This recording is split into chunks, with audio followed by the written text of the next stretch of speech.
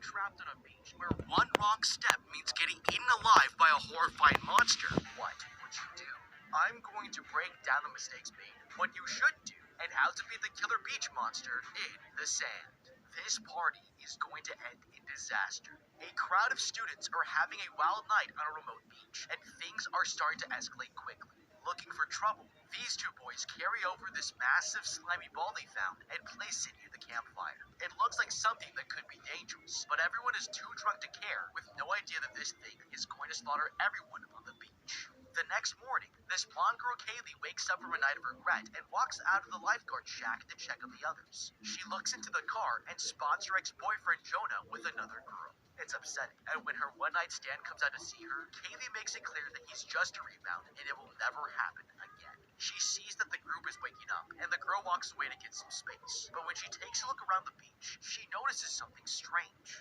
There are sleeping bags and footprints all over the sand, but no one else is here. The whole party has disappeared, and that's when she spots a seagull being attacked by something, horrified as it gets dragged into the sand. On a nearby picnic table, this topless girl wakes up with a hangover, and Kaylee realizes the girl might be in danger. She tries to warn her not to touch the sand, but it's too late. As soon as the topless girl steps onto the beach, she can't pick her foot up no matter how hard she tries. Panicking, the girl tells them she's stuck, and the others think she's just being dramatic, but when she screams in pain, they know something is not right. This guy decides to help and climbs out of the car, but as he's running over, he suddenly trips, crashing into the sand. His friends tell him to get up, but the guy starts screaming in pain and can't move. Terrified, Jonah here tries to start the car, hoping to save his friend's life, as the kid starts sinking into the sand.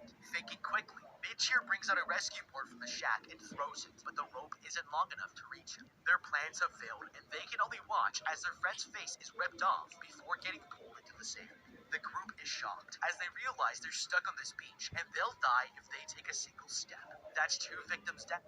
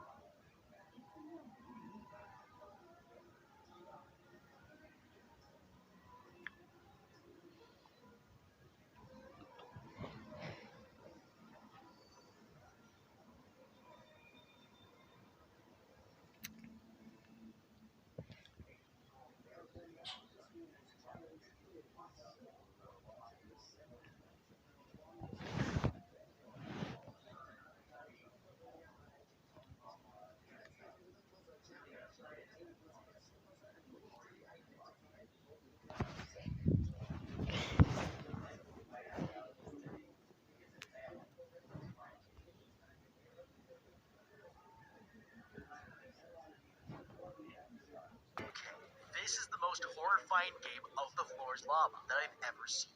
By simply touching the sand, we'll get trapped to the ground and eaten alive. But nobody has realized yet that this was completely their fault. The night before, they found a giant egg, and it's very likely that whatever's killing them came from inside. To be fair, these kids were incredibly drunk, and that can turn even the smartest of us into complete morons. But look at this thing. It's about 4 feet in diameter, and is heavy enough that it takes 2 strong college students to lift. There is nothing natural about it, and clearly doesn't belong on a beach. So this is not something we should be f***ing with, no matter how many tequila shots we've had. Now, this kid jumped into the sand when he thought the girl was in danger. But if we take a step back and look at her options, you'll realize this was the stupidest thing to do. First, Kaylee here warns that there's something deadly, and the topless girl wakes up puking and tells everyone she's stuck before screaming in pain. With those statements, there's only 2 ways to look at this situation. Either these girls are so drunk that we should just ignore them, or there really is something deadly on the beach. The irony here is that the best decision for both of these scenarios is to stay in the car. Waiting to observe the situation is going to be the best approach until we find out more. Now, the fascinating thing is that if you look around the beach, you'll realize that the monster only wants human flesh. The table and car are still intact, and that means it's not going to eat objects, so this should be the first thing we test out. We need to take stock of everything within reach and use them as stepping stones to get out of here without touching the sand.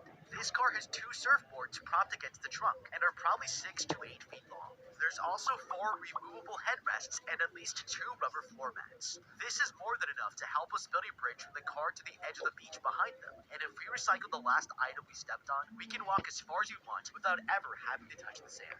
Now the problem is that this is just a theory. We need someone to test it, and that's why it's much smarter to let others go first. These are a bunch of hungover party-going college kids, and if you're the one person that's thinking about survival above all else, it shouldn't be too difficult to take advantage of them. When this kid tries to get out, I would stop him and put the surfboard in his hand